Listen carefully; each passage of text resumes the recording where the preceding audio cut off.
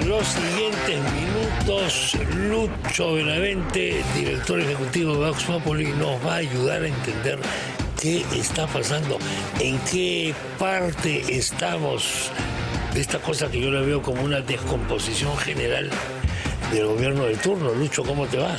Buenos días. ¿Cómo estás? ¿Qué tal? Muy bien, Bueno, realmente. ¿qué tiene que pasar para que se vaya Condori ahí? Perdón. A ver, ¿Qué más tendría que aparentemente pasar? es un tema muy concreto, es una cantidad de votos que se requieren, pero que no se pueden lograr por razones que ahora saltan a la luz con mucho más claridad. Es estos llamados niños, ¿no? Estos niños que en realidad tendrían que estar en Maranguita, me parece, pero que están en el Congreso, les llaman así los niños de AP, congresistas que aparentemente podrían tener compromisos no transparentes, ilícitos con el gobierno, lo cual tiene que ser corroborado, pero muchas cosas conducen a esto. De esa manera no ha sido posible juntar los 87 votos. Óyeme, uno de los niños supuestos que aparece en la lista de los niños, al que entrevisté hace unos minutos, aquí tengo anotado el nombre, pues es nada menos que el congresista Raúl Doroteo. Yo le dije, pero ¿por qué aparece usted en la lista? O sea, si usted no tiene nada que ver, ¿qué motivos tendría Karen López para poner su nombre en la lista? Motivos políticos. Le digo, hasta donde yo sé, Karen López no es política. Karen López es una persona trepadora que ha hecho negocios, que ha hecho cosas, no, pero en fin. Entonces hay este tema que no se sabe explicar por qué están en la lista.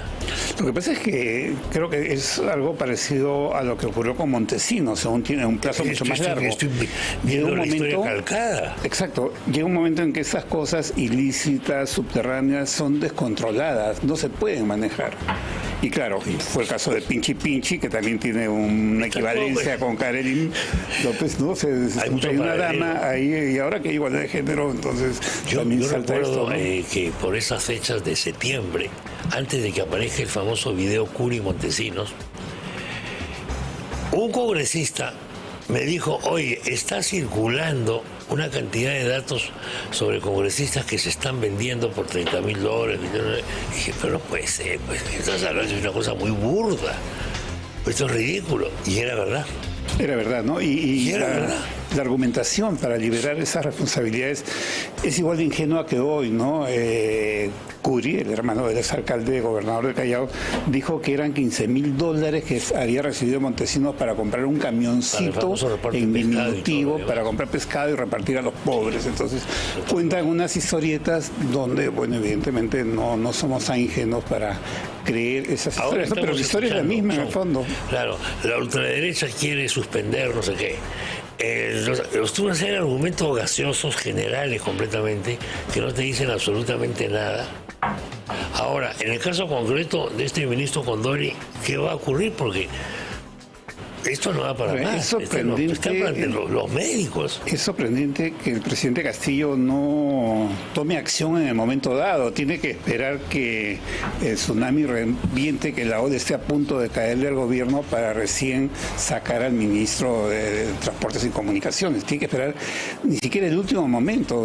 Un exceso de tiempo con un costo político y de estabilidad para el país muy grande. En el caso de Condori es evidente que Condori, el presidente Castillo, lo está poniendo en cuidados intensivos, lo está entubando políticamente, el señor no da para más, ya no tiene oxígeno, tiene que renunciar. Si el gremio médico, los médicos de salud, que es algo tan fuerte, es salud, y todo el sector está pidiendo su salida por incompetencia profesional en plena crisis, y el presidente no accede a esto, le da soporte político en esa situación, claro, entonces cualquiera puede pensar, o es demasiado torpe el presidente o lo está haciendo a propósito. Ya no hay otra opción. Porque, no sé, ahí la pregunta que sale siempre es la siguiente.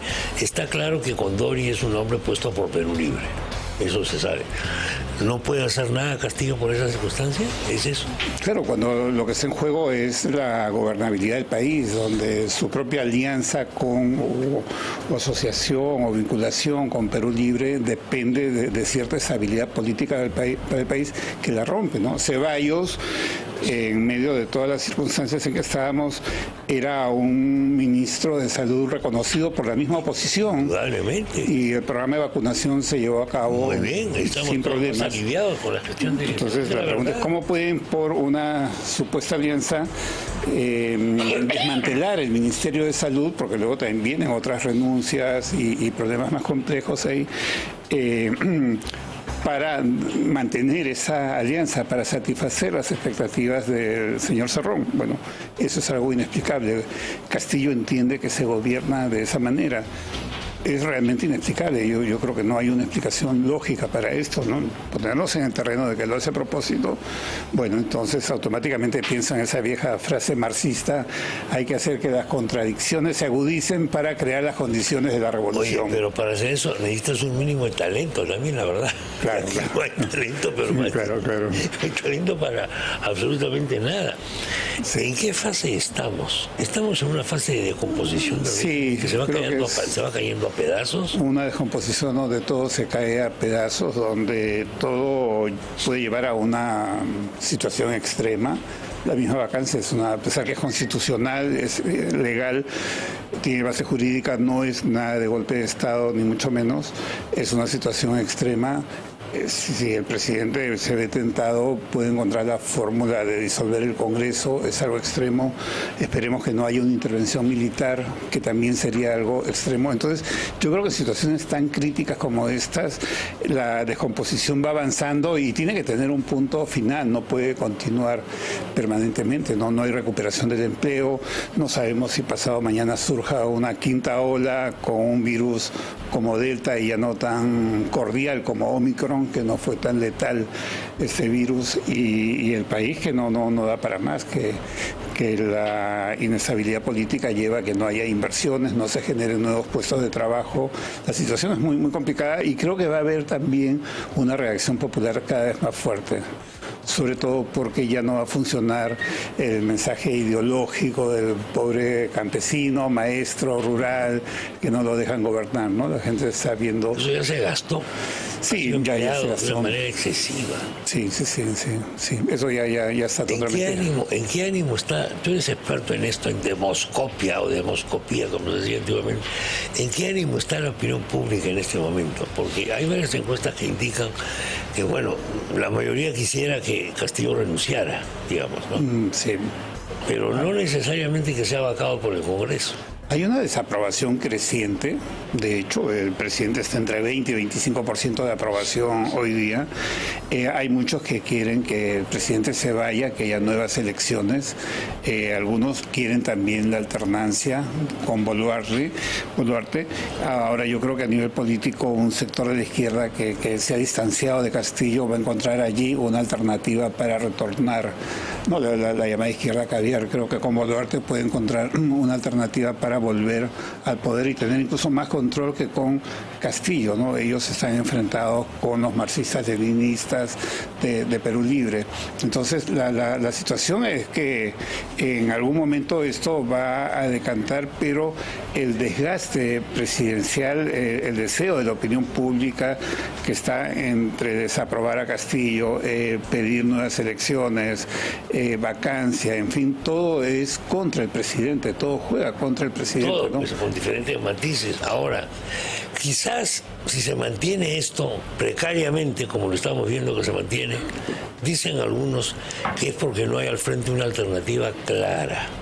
Es decir, como siempre, la teoría del salto al vacío, en vez de Castillo, que, bueno, personalmente yo diría cualquier cosa, o sea, Bugs Bunny o los Techiflados, no sé, cualquier cosa, digamos.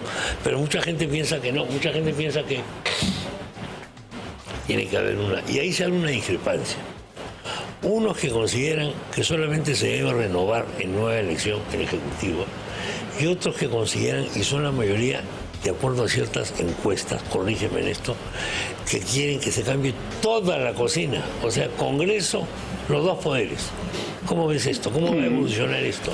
Claro, a nivel de opinión pública creo que va a ir avanzando una posición radical de cambio, ¿no? Porque también la inestabilidad genera de alguna manera una angustia personal, familiar, etcétera, ¿no? Y eso es un desasosiego. La gente quisiera más tranquilidad y esto que muchos llaman ruido político afecta esta tranquilidad personal, ¿no?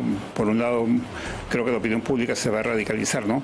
Pero el tema es a nivel político. ¿Qué va a pasar en el Congreso? El Congreso tiene mucho poder, evidentemente, ¿no? Creo que allí va a haber algunos cambios. Yo no creo que permanezcan los votos de esa manera. En ese momento hay congresistas que están cuestionados que si esto avanza hasta podrían ser desaforados, ¿no? Podrían pasar a suspensión, a comisión de ética. Ese número de 87 podría cambiar eventualmente. Sería cuestión de interpretación constitucional. Entonces, y ya ha ocurrido antes. El caso de Vizcarra es muy claro. No había votos para vacar a Vizcarra y de pronto sobrepasaron los 87 y llegaron a 105. 18 votos más de lo requerido, ¿no? Eran otras circunstancias y la vinculación de Vizcarra con el gobierno no era como ahora, ¿no? Donde hay estos niños, estos llamados niños y ese otro tipo de relación, ¿no? Ni había una bancada que lo defienda tan fuerte como es la de Perú Libre hoy día, que son más de 30 congresistas. Sí. Es una primera minoría que es importante, ¿no? Y que sabe que su juego es respaldar al presidente. Entonces yo creo que en el Congreso va a haber cambios, ¿no? Definitivamente no van a ser cambios que finalmente favorezcan al presidente, pero sí podrían ser cambios que lleguen a los 87 votos o a la mayoría calificada, la mayoría de 2/3 que se requiere para vacar al presidente. Paralelamente está ocurriendo el tema de la traición a la patria. ¿Qué futuro le ves? A ver, yo creo que ese es un tema...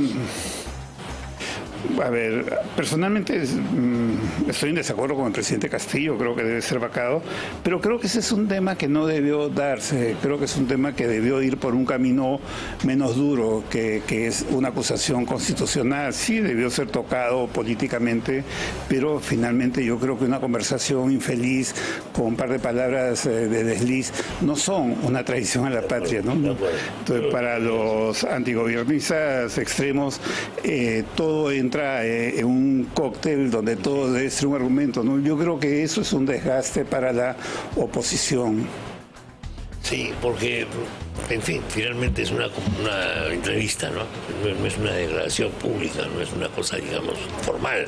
Sí, claro, ¿no? En todo caso, bueno, si hay alguna interpretación constitucional para destituir al presidente, ya no por el conducto de vacancia por incapacidad moral calificada, sino por otro tipo de motivo que pudiera interpretarse, porque finalmente la Constitución está sujeta a interpretación. Todas las normas legales están sujetas a interpretación y se puede interpretar de una manera tal que puede conducir a una destitución. Yo creo que los abogados, los constitucionalistas podrían encontrar una fórmula. No creo que el camino sea esa acusación de traición a la patria. Sí.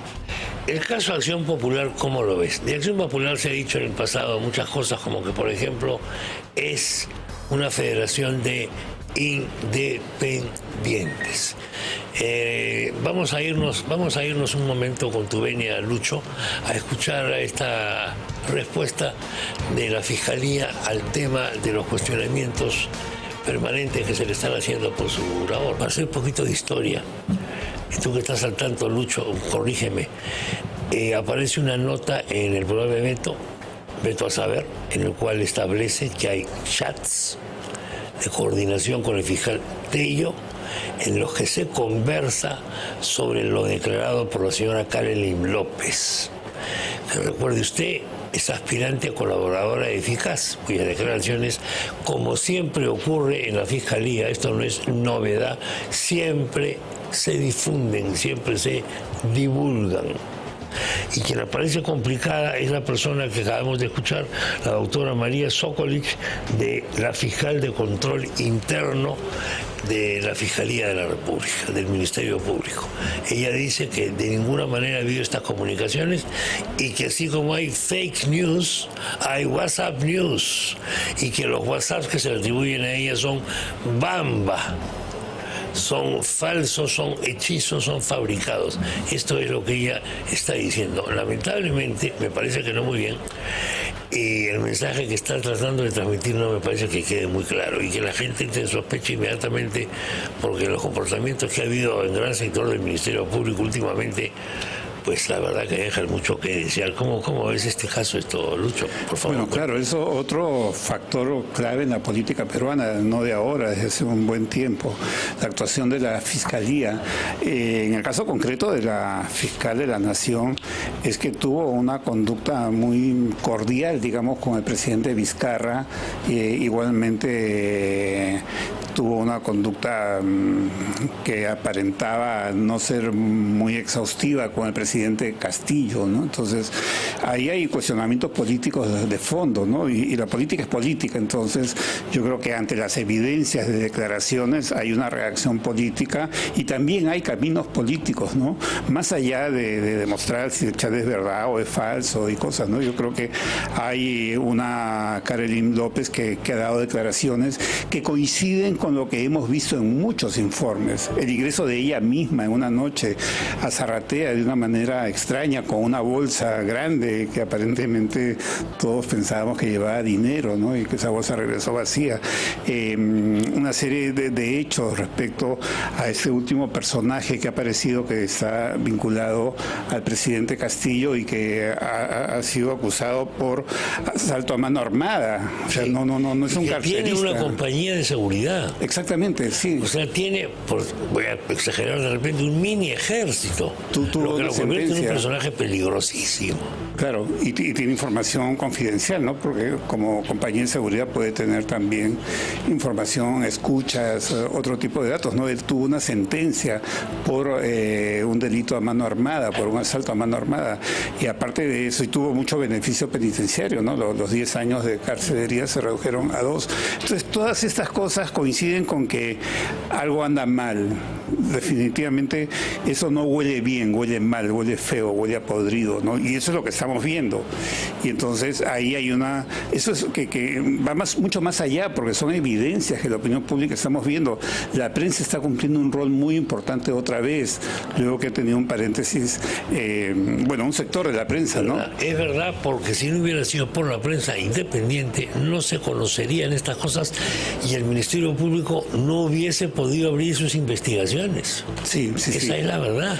Es como a finales de Fujimori y Montesinos, ¿no? La prensa jugó también un rol importante, ¿no? Y un canal de televisión fue el que propaló el famoso video, pues. Sí, ese sector de la prensa que tiene altibajos, porque con Vizcarra le ayudó a ocultar el número de muertes, hizo una alianza con Vizcarra a cambio de esta ley de publicidad, de inversión publicitaria del Estado en los medios, etcétera, ¿no? Y muchos hablaban incluso de consultorías de algunos periodistas con el gobierno, ¿no? En fin, ¿no? Entonces, pero ahora estamos, en el día de hoy, estamos en una situación muy concreta y yo creo que la prensa está jugando un rol muy importante, en parte porque también ha visto afectada ese sector de la prensa sus intereses con inversión publicitaria que no iba a algunos medios por el propósito del gobierno de castigarlos, ¿no? Como se ha visto ahora con el presidente del Consejo de Ministros y con algunas otras evidencias. Bueno, entonces ahí están las evidencias, ahí está el rol de la prensa, ahí está el desgaste de la Fiscalía y con eso, bueno, todo el sistema judicial también puede terminar muy comprometido en esto, ¿no?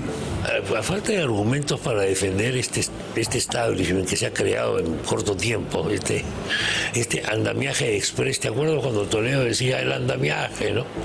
Antes de que monte el suyo. Ahora se ha hecho un andamiaje muy rápido, muy rápidamente, 3 meses, ya estaba listo todo este tinglado. Dicen, no, pero que se investigue, que se investigue. La frase que se investigue se usa recurrentemente para decir que no se haga nada, ¿no? La fiscal ha dicho ya que no se le va a investigar, que se le va a investigar, pero no se le va a investigar por su jerarquía y por su aforamiento, etcétera, etcétera. Entonces, ¿qué más investigaciones se va a esperar? Aquello que están diciendo que se investigue, ¿no han leído la prensa? ¿No han leído los reportajes de investigación? ¿No se han dado cuenta de que es a partir de ellos que el Ministerio Público le están haciendo parte de la chamba al Ministerio Público?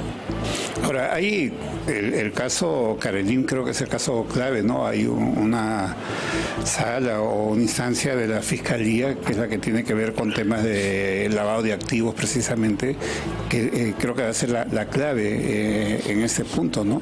Vamos a ver si le cambian la declaración a Caroline, estará sujeta a presiones. Yo creo que el acontecimiento que ha ocurrido respecto a la madre de la congresista que inclinó las cosas con la acusación constitucional del presidente por el tema de traición a la patria, de alguna manera se puede entender como una advertencia, se podría entender como una advertencia a Caroline López, ¿no?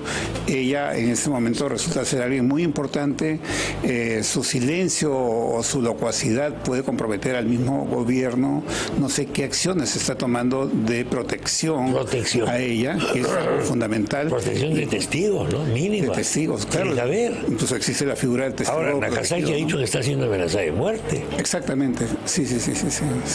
No, claro, hay una figura que es la del testigo protegido, es cuando el testigo no está involucrado en el hecho, ¿no? En este caso es la colaboración eficaz, donde ella sí está involucrada en el hecho, pero evidentemente quiere beneficios penitenciarios, pero eso no quita que se le proteja, evidentemente. Ahora es una paradoja, ¿no? Porque tendría que ser la policía del gobierno de Castillo que proteja a esta mujer que acusa a Castillo. Sí, no, ese no es. Entonces, vamos a ver, es una situación que creo que hay que... en nuestro país el estándar de otro país es donde tú sabes que la policía es independiente. Claro, sí. Ahora, yo creo que hay que llamar la atención en este tema que ha mencionado Nakazaki, porque podría pasar algo en la actual orden de cosas, tal como se están dando los hechos en el país, ¿no? ¿Cuánto control tiene Castillo sobre la Policía Nacional del Perú en este momento? Porque mi hipótesis es la siguiente, corrígeme. Él ha estado maniobrando todo esto para tener una guardia de corps manejable, una policía que sea capaz de obedecer órdenes, sin dudas ni murmuraciones, por ejemplo, tomar el Congreso y cosas parecidas. ¿Estoy exagerando? Bueno, claro, en el caso de la policía hay un control a través del Ministerio del Interior. Ahí está. ¿No? Y el control creo que es más directo. En el caso de las Fuerzas Armadas habría eventualmente una vinculación con el Ministerio de Defensa, pero hay una mayor autonomía de cada comandante en cada arma, ¿no? Entonces, yo creo que evidentemente no tienen que controlar toda la institución.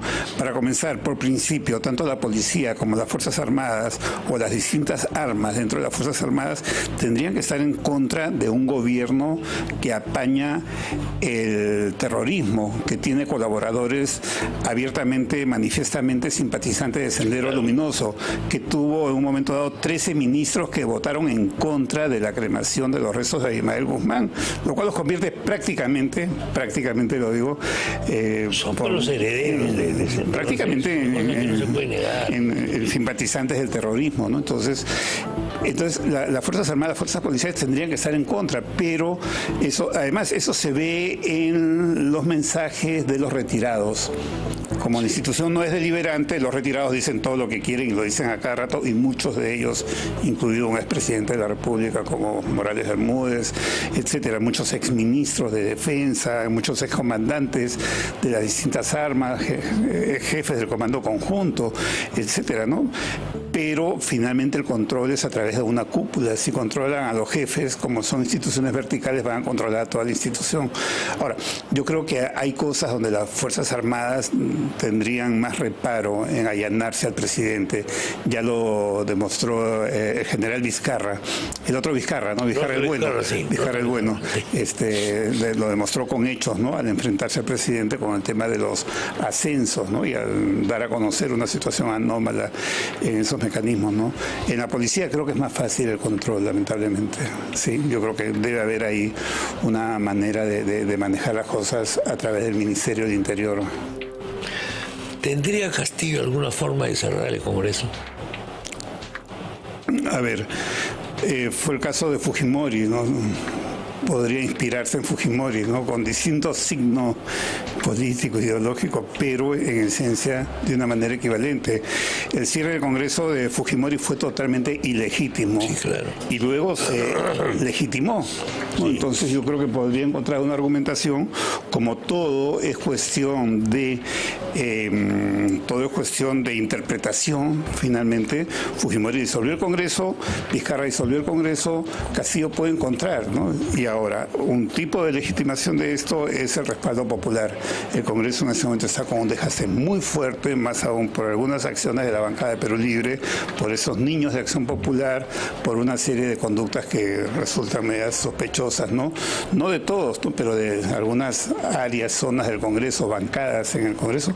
Entonces, el desprestigio del Congreso es a lo que jugó Vizcarra. Sí, y el Tribunal Constitucional hizo la bendición del caso, ¿no? Legitimó. Sí. Quizás ahora no sería así. ¿Acción Popular qué es?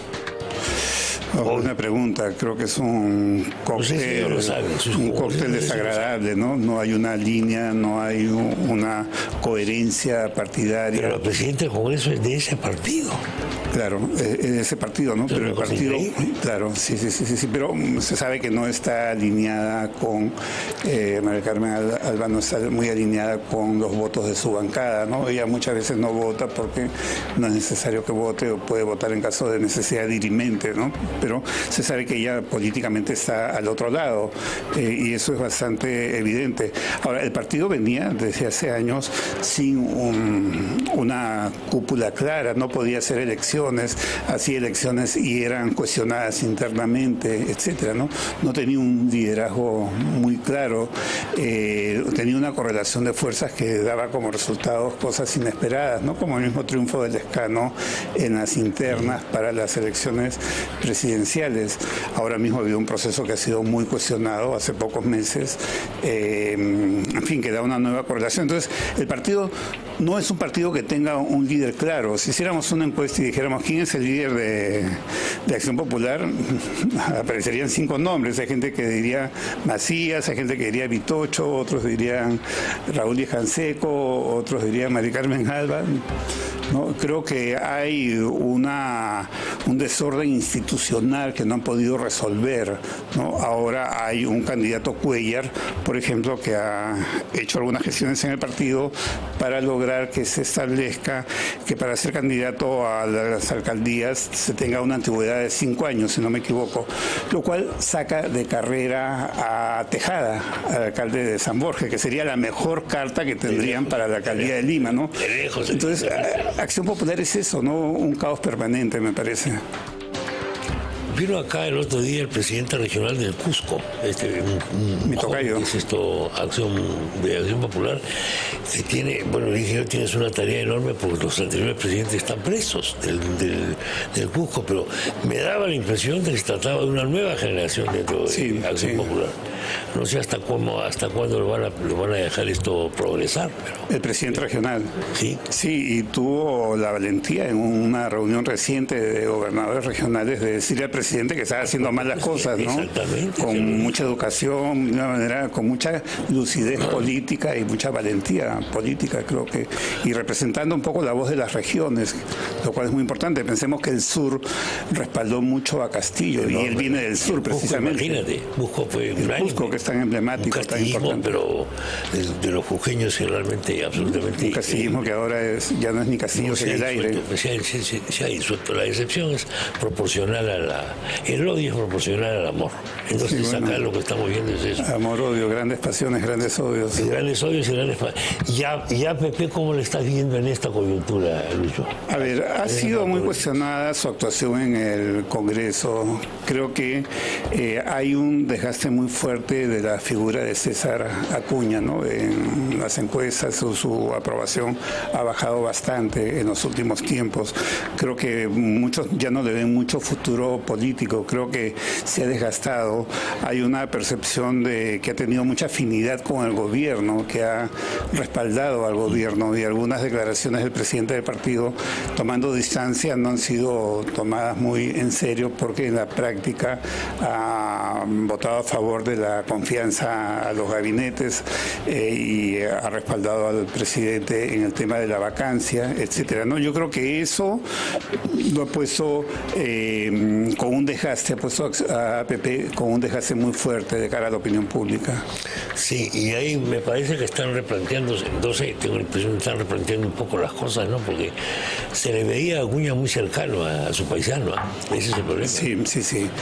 Ahora, ellos tienen también figuras como que tienen más autonomía, ¿no? Como el general Quiabra, por ejemplo, que ha adquirido mucho vuelo en el Congreso, ha sorprendido gratamente a muchos. Quiabra me da la impresión de que es una revelación. Sí, coincido contigo. Siempre se le respetaba, lo escuchábamos como analista político muy locuaz, etcétera, pero ahora lo veo muy articulado, muy sólido en la oposición. Orador. Muy buen orador, sí, y muy lúcido, ¿no? Yo creo que nunca está asociada a ser militar, ¿no? O no estaba asociada a ser militar. Sí. Claro.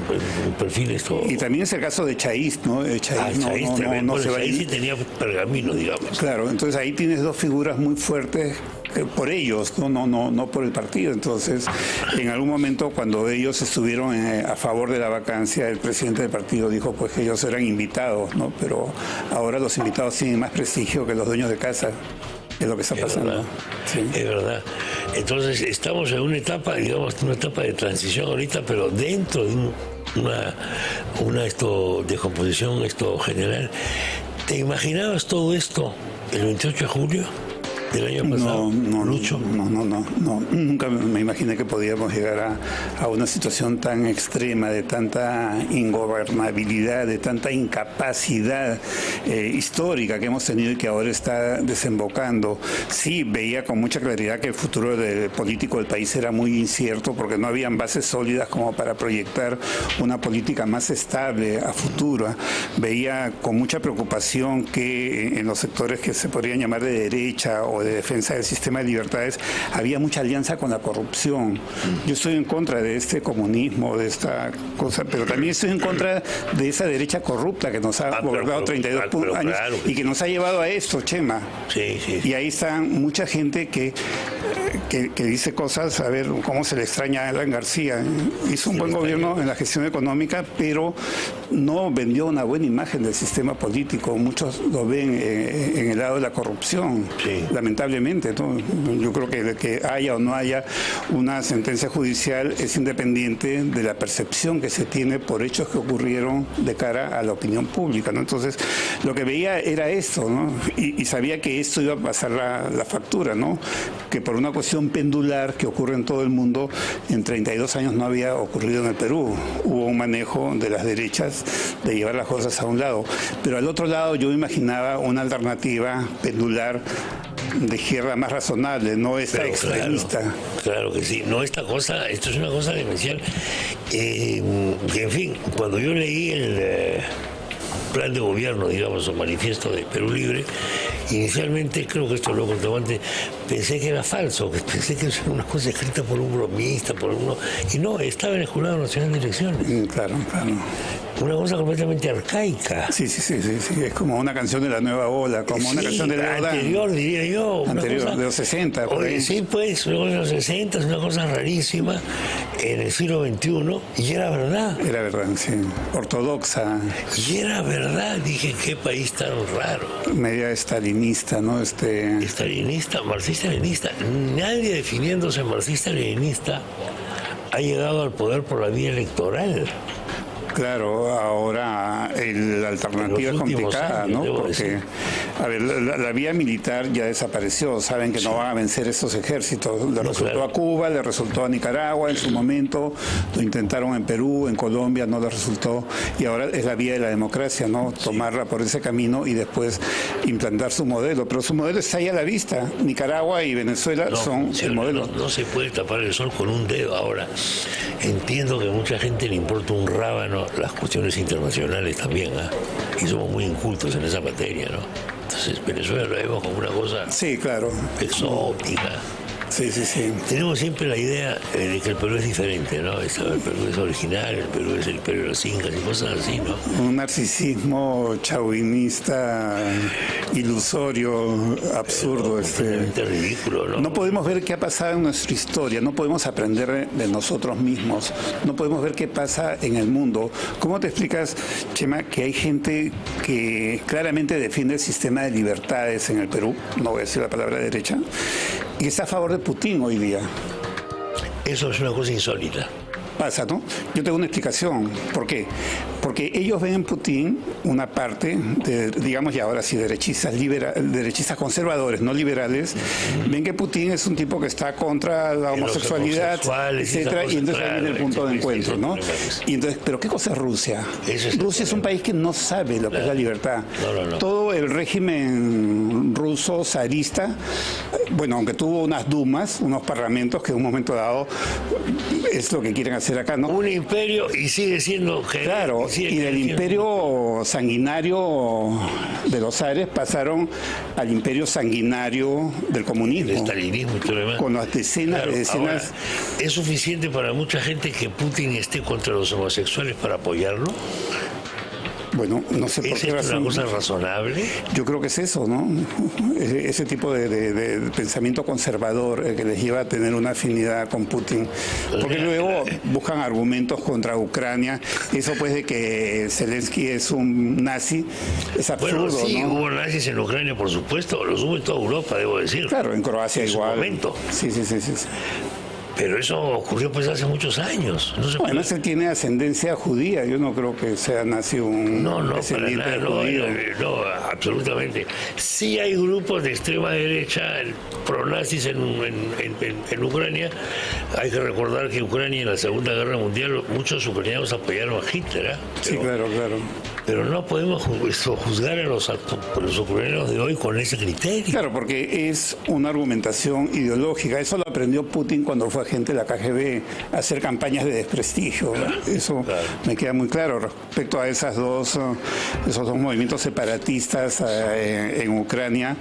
Es lógico que si hay un separatismo armado por un país vecino, tenga que salir el ejército a enfrentarlos. Imagínate que Tacna, Arica y Puno inician movimientos armados separatistas financiados por Chile. ¿El ejército peruano qué va a hacer? ¿Se va a cruzar de brazos? Va a ir a enfrentarlos. Cualquier ejército en cualquier parte del mundo los va a enfrentar a movimientos armados financiados por un país vecino. Absolutamente. Entonces, ¿de qué hablan? Porque pensando en el razonamiento de KGB de Putin, son cosas armadas que él mismo debe dirigir, porque es un tipo que es la mentalidad imperial de nuevo, ¿no? Ahora hay gente que lo puede apoyar. Eso es una cosa que realmente muy poco... Pero también si desde Perú hay gente que se confiesan demócratas y apoyan a un Putin por una afinidad conservadora, entonces, ¿qué pensamiento democrático hay en el Perú? No, claro. Entonces, a eso íbamos, no podemos aprender de nosotros, no podemos aprender lo que está al frente en el mundo, que es muy evidente, y llevamos a nuestro país al hoyo, ¿no? Complicados somos los peruanos. Muy complicados, nos creemos muy originales. La cosa internacional nos enseña poco. Ahora estamos viviendo una situación, yo diría, de guerra fría, ya no fría, por supuesto, similar a la crisis de los cohetes. ¿Te acuerdas tú? Claro. De la crisis de los 62. 62. Muy similar, yo recuerdo en esa época, yo era muy pequeño, pero la gente hacía prácticas, en Estados Unidos sobre todo, prácticas antiatómicas, refugios antiatómicos. Claro. Porque se venía la cohetería. Claro, hubo finalmente... El cruce de cohetes, ¿no? Claro, hubo las ganas de dialogar, ¿no? Al final, sí. Cuando todo era inminente, ¿no? Cuando ya estábamos al borde de una guerra nuclear. Aparte, el final de la Segunda Guerra Mundial estaba muy fresco, era solo 18 años atrás. Es verdad. Es como que la Guerra Mundial hubiera terminado el año 2004 y hoy es la crisis de Cuba, de los cohetes, ¿no? Entonces estaba muy fresco. Entonces el pánico, el riesgo, la Guerra Fría había conducido a toda la humanidad a vivir en eso, en pánico permanentemente. Mira los éxodos, las migraciones forzadas que se están produciendo ahora. Sí, ya va más de 500.000 ucranianos que han salido. Bueno, Lucho, te agradezco como siempre la visita. Nos ayuda muchísimo a entender qué está pasando en el Perú y además en el mundo también, por lo que acabamos de conversar al final. Gracias. Gracias por la invitación, Chema. De Vox Populi. Señoras y señores,